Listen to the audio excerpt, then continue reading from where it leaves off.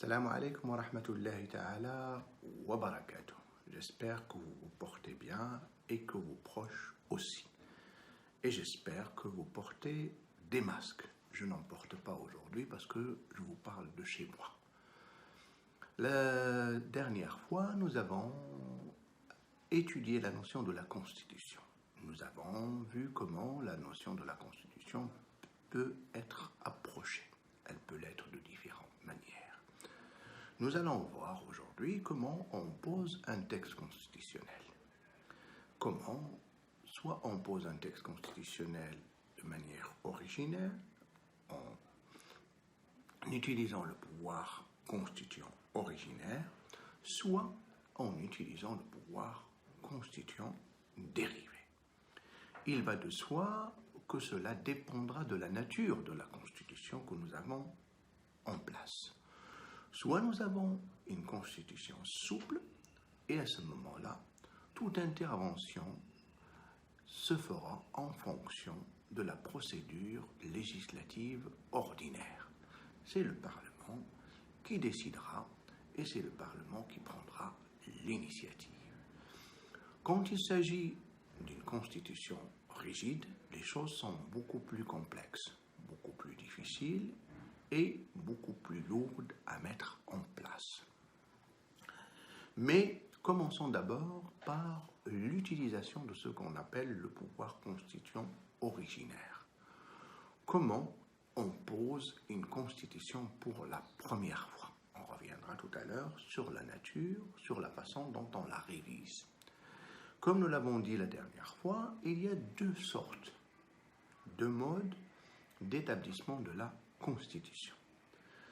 Il y a un mode qu'on appelle le mode démocratique, c'est-à-dire en fait un mode et une procédure dans laquelle le peuple participe à l'élaboration et à l'adoption du texte constitutionnel, et puis il y a un mode non démocratique où le peuple soit est totalement exclu de la procédure, soit intervient de manière superficielle vers la fin du processus. Nous commencerons chronologiquement par les modes non démocratiques. Pour les modes non démocratiques, nous avons deux sortes. Nous avons ce qu'on appelle la charte octroyée. La charte octroyée, c'est le roi qui octroie, c'est-à-dire en fait qu'il donne, il fait un don, un cadeau au peuple. C'est le roi qui tout seul écrit le texte et le proclame comme la constitution du pays. Ça a été fait en France. Nous avons eu droit à une constitution octroyée. Mais il ne faut pas négliger, bien entendu, l'apport au niveau des avancées démocratiques de ce. Avant, on n'avait pas de constitution. Avant, il y avait des lois qui n'étaient pas du tout écrites et le pouvoir était exercé selon l'humeur du monarque, selon les caprices du roi. Aujourd'hui, il y a un contrat, même si ce contrat est écrit de manière unilatérale, mais à partir du moment où ce contrat s'est transformé en constitution, il va lier les deux. Il va lier le chef de l'État à travers la reconnaissance au monarque de certaines prérogatives, mais de certains devoirs. Et la même chose aussi pour le peuple, auquel cette même constitution va reconnaître des droits et aussi établir des devoirs. Le deuxième mode, c'est un mode non démocratique, mais on verra tout à l'heure que c'est un mode qui est relativement entre les deux, entre le mode démocratique et le mode non démocratique. C'est ce qu'on appelle la charte négociée. Qu'est-ce que la charte négociée? On ne va pas négocier sur le texte, on ne va pas négocier la charte elle-même, mais c'est une procédure où le chef de l'État va réunir une équipe, va écrire le texte constitutionnel, et il va à la fin appeler le peuple pour se prononcer par un référendum sur ce texte. Si le peuple dit oui, à ce moment-là, le texte constitutionnel devient la constitution du pays, c'est-à-dire que le texte est adopté et il devient la Constitution. Si le peuple dit non, le texte est rejeté. Pour le moment, on n'a jamais rejeté un texte. La majorité, en fait, de ces référendums se sont transformés en plébiscites où les peuples ont généralement accordé leur voix à 99,99 voire 80% parfois. Mais cette méthode n'est pas une mauvaise méthode.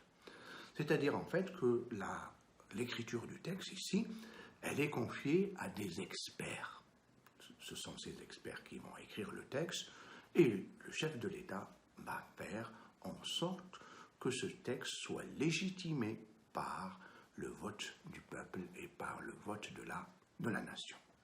La France l'a utilisé.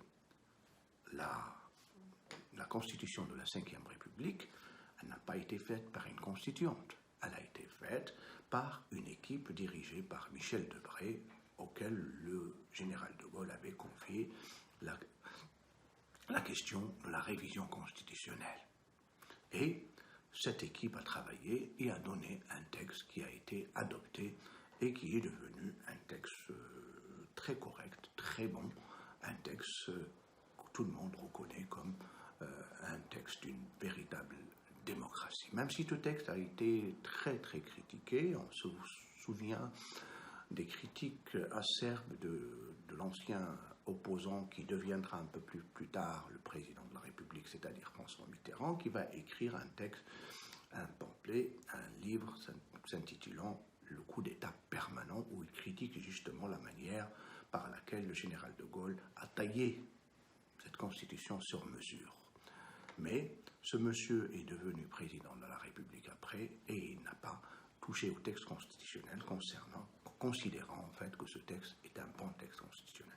Le débat revient souvent en France on parle de 6e République, mais on n'a jamais franchi le pas. On a révisé la Constitution à plusieurs reprises, mais c'est resté quand même un très bon texte constitutionnel. Au Maroc aussi, on a fait la même chose, que ce soit en 1962, 1970, 1972, 1992, 1996, où on a fait la même chose. On a procédé différemment, et je crois que c'est le troisième mode sur lequel je reviendrai tout à l'heure pour la Constitution de 2011. Le deuxième mode, ou plutôt le deuxième mode est le mode démocratique. C'est-à-dire en fait qu'ici, le texte va être réalisé de manière conjointe. Le peuple va participer à l'élaboration du texte et à l'adoption du texte. C'est-à-dire en fait que le peuple va intervenir en amont et en aval. Il va intervenir en amont en rédigeant ou en participant à la rédaction du texte constitutionnel et en aval pour adopter et légitimer ce texte par un vote, oui, à un référendum organisé à ce sujet-là. Dans ce mode, on utilise ce qu'on appelle l'Assemblée constituante. Le peuple va intervenir en amont pour élire une Assemblée constituante à laquelle on va confier la tâche de rédiger le texte constitutionnel.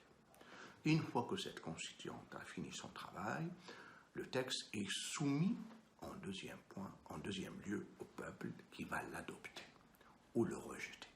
Si le peuple adopte le texte, ce texte deviendra la constitution du pays. Si le peuple rejette le texte, ce texte est rejeté définitivement ou on refait la chose à nouveau.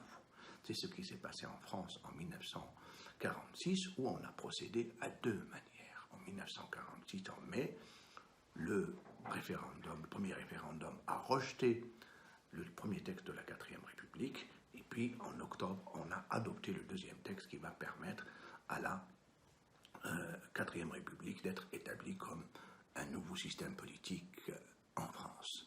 La Tunisie aussi a procédé de la même façon. On a élu une première constituante, et cette constituante a réalisé un texte constitutionnel qui ne correspondait pas du tout aux attentes du peuple. Le peuple l'a rejeté. Et puis, on a réélu une deuxième constituante. Cette constituante a refait un deuxième texte, et ce texte a été adopté en Tunisie et qui est devenu l'actuelle constitution de la Tunisie. Pour l'Assemblée constituante, en fait, les citoyens interviennent, comme je l'ai dit, à deux fois. Ils interviennent la première fois pour élire les membres qui vont siéger dans cette assemblée constituante, et à qui on va confier la tâche de rédiger le texte constitutionnel. Et le peuple intervient une deuxième fois en adoptant le texte ou en le rejetant. C'est la méthode la plus démocratique. Mais elle peut parfois donner lieu à des constituantes qui ne correspondent pas du tout aux volontés des peuples. La troisième voie est une voie un peu intermédiaire, et c'est celle qui a été établie par le Maroc pour la révision constitutionnelle de 2011. Ici, le chef de l'État a désigné une commission consultative qui va travailler sur le texte. Mais cette commission consultative ne va pas faire le texte elle-même. Elle va consulter toutes les composantes du peuple, que ce soit les partis politiques, que ce soit les associations. Tout le monde va participer à la rédaction du texte. Au moins, tout le monde va faire des propositions. Et c'est ce qu'on a vu au Maroc en 2011. Une grande partie de la société civile a participé. Tous les grands partis politiques, tous les syndicats, toutes les tendances politico-syndicalistes, etc., ont fait leurs propositions. La constituante, elle a fait quoi? La commission, elle a fait quoi? La commission, elle a juste combiné, elle a juste coordonné les différentes, réuni d'abord les différentes propositions, et elle a proposé un texte, et ce texte a été adopté, soumis aux Marocains le 1er juillet 2011. Il a été adopté et il est devenu le texte constitutionnel aujourd'hui au Maroc. Bien, ceci concernant l'utilisation de ce qu'on appelle le pouvoir constituant originaire. Mais comme je le disais hier, chaque texte de loi est un texte qui vieillit. Donc, il est susceptible d'être changé en fonction de l'évolution de la société. Donc, le texte doit précéder même, doit faire de la prospective.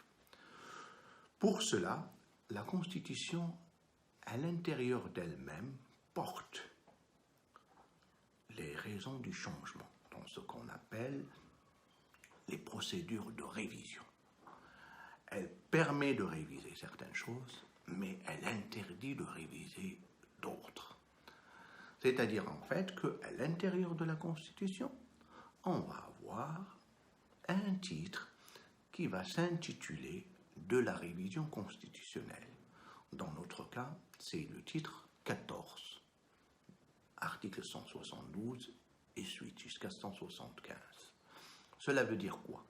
Cela veut dire en fait que la Constitution va nous permettre de changer ce qui ne correspond plus aux attentes de la société, ce qui bloque quelque part le fonctionnement normal de la société ou ce qui empêche son développement et son évolution. Or, cela pose souvent un problème du qui. C'est-à-dire en fait que ce soit dans ce texte ou dans d'autres, on va souvent être ramené à répondre à deux questions simples. Qui et comment? Qui a le droit d'abord de proposer? Qui a le droit? Nous sommes en présence d'un texte supérieur, d'une loi suprême. Qui a la légitimité et qui a le droit de proposer de changer ce texte? On appelle ça l'initiative constitutionnelle. Partout dans le monde, il y a un principe. Ce principe, en fait, c'est souvent le partage de ce droit entre le législatif et l'exécutif. Soit le chef de l'État, soit le Parlement a le droit d'initier une révision constitutionnelle. Au Maroc, à partir de l'article 172 est clair. L'initiative de la Constitution, de la révision de la Constitution, appartient au roi, au chef du gouvernement, à la Chambre des représentants et à la Chambre des conseillers. Donc on voit ce partage. L'exécutif, que ce soit le chef de l'État, le roi, le chef du gouvernement, exécutif, et aussi le Parlement, la Chambre des représentants et la Chambre des conseillers. Mais comme ici nous sommes en présence d'un texte rigide, nous sommes en présence d'un système qui établit la suprématie de la Constitution, on ne va pas donner à n'importe qui le droit de réviser la Constitution. On va compliquer la chose, on va la rendre très difficile à atteindre et on va presque exiger de manière indirecte une sorte de consensus, d'unanimité. S'il n'y a pas ce consensus et s'il n'y a pas cette unanimité, il n'y a pas de révision constitutionnelle. L'article 173 de la Constitution marocaine est très clair là-dessus. L'initiative, comme je le disais tout à l'heure, l'article 172 appartient au roi qui peut directement soumettre le texte dont il est l'origine au référendum. Par contre, quand il s'agit des parlementaires, les choses sont beaucoup plus compliquées. Sont beaucoup plus compliquées parce que l'initiative ou la proposition de révision de la Constitution doit être adoptée à la majorité des 2/3 dans la Chambre qui a pris l'initiative. Ça veut dire quoi? Déjà, on a beaucoup de mal à avoir une majorité simple. Mais avoir une majorité des 2/3, c'est extrêmement difficile. Supposons qu'on a de la chance et qu'on a eu les 2/3 dans la première chambre. Non seulement il faut avoir les 2/3 dans la première chambre, mais il faut avoir les 2/3 dans la deuxième chambre, ce qui est extrêmement difficile. Supposons, nous avons beaucoup de chance. Première chambre, deuxième chambre. On a eu les 2/3 dans la première chambre et les 2/3 dans la deuxième chambre. L'initiative ne peut aboutir qu'à travers une soumission au référendum par daïra.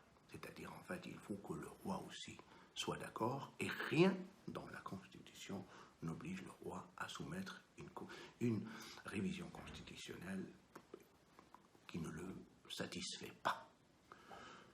Deuxième chose, non seulement c'est compliqué, mais on va proscrire, interdire des révisions concernant certaines choses. Ça veut dire en fait, l'article 89 par exemple en France, il interdit la révision concernant la forme républicaine de l'État et la révision constitutionnelle pendant l'intérim présidentiel. Au Maroc, on est très clair. L'article 175 va le poser de manière extrêmement claire. Aucune révision ne peut porter sur les dispositions relatives à la religion musulmane, sur la nature, la forme monarchique de l'État, sur le choix démocratique de la nation ou sur les acquis en matière de liberté et de droits fondamentaux inscrits dans la présente Constitution. 4 choses, on peut tout réviser, mais on ne peut pas toucher à 4 choses. La forme, d'abord la religion musulmane, la forme monarchique de l'État, le processus démocratique ou le choix du processus démocratique, et puis revenir sur les libertés que nous avons acquises. C'est pour ça que les craintes qui sont manifestées par-ci ou par-là sur un retour, ce n'est pas possible. Nous avançons, et ceci est inscrit dans le texte constitutionnel. Une fois en fait que ces conditions sont réunies, la révision constitutionnelle ne peut aboutir que si elle est approuvée par référendum par le peuple.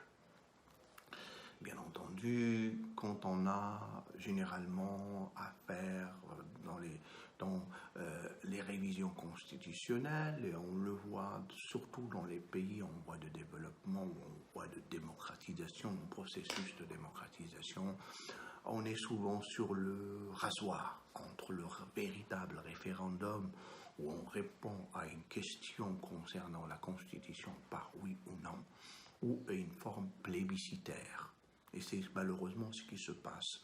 C'est que parfois, en fait, on ne répond pas à la question, mais on répond à celui qui la pose. Le général de Gaulle, par exemple, qui a usé de manière abusive du référendum dans différentes situations en France, a été un artisan de cette forme plébiscitaire voulue du référendum, parce qu'il se mettait souvent en cause et il le disait régulièrement: si vous votez oui, je reste; si vous votez non, je pars. Il en a tellement usé qu'à la fin de son parcours politique, la révision constitutionnelle qu'il posait était une bonne révision, parce qu'elle présageait de la décentralisation à travers la réforme du Sénat et la réforme des collectivités locales, mais malheureusement, comme les Français en avaient assez de lui, ils ont dit non. Et le général a été victime d'un plébiscite qui n'a pas été un plébiscite au lieu de répondre à la question qui était posée sur êtes-vous pour ou contre la réforme constitutionnelle. Ils ont, comme il avait souvent dit, si vous votez oui, je reste; si vous votez non, je pars. Comme ils avaient envie qu'ils partent, ils ont voté non. Dans d'autres systèmes, il y a cette forme, ce mélange entre le plébiscite et le référendum. Le référendum, c'est on pose une question et on répond à la question par un oui ou non. Le plébiscite, c'est qu'on pose une question, mais il y a une confusion entre la question posée et celui qui la pose. On ne répond pas à la question, mais on répond à la personne. Est-ce qu'on est d'accord avec la personne? Est-ce qu'on est pour la personne? Ou est-ce qu'on est contre la personne? Bien, dans cette capsule, on a essayé de faire le tour de ce qu'est la Constitution, de ce qu'est le pouvoir constituant. C'est-à-dire, en fait, comment on pose la Constitution, soit à travers le pouvoir constituant originaire, soit comment on touche et on révise la Constitution à travers le pouvoir constituant dérivé. Sur ce, je vous souhaite une bonne journée et à la prochaine. Bonne journée.